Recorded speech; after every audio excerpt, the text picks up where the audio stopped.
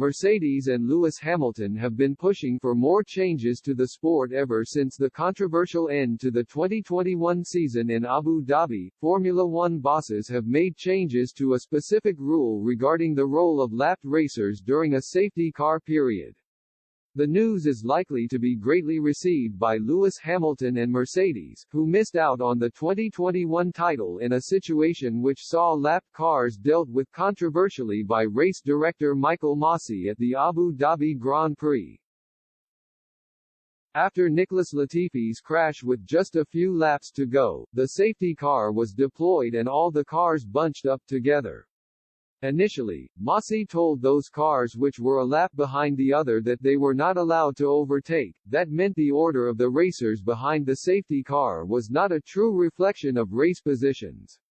For example, there were 5 cars between the race leader Hamilton and second-placed Max Verstappen when the yellow flags first began to fly. Masi later went back on his initial call and signaled for those 5 drivers to move past the safety car. That allowed Verstappen to close right up to his title rival, and gave him a much better chance of overtaking. Peculiarly, however, 2 other lapped cars behind Verstappen and another further back in the pack were not allowed to overtake and were forced to stay in their positions. Masi then restarted the race for the final lap, despite those lapped cars remaining in their positions.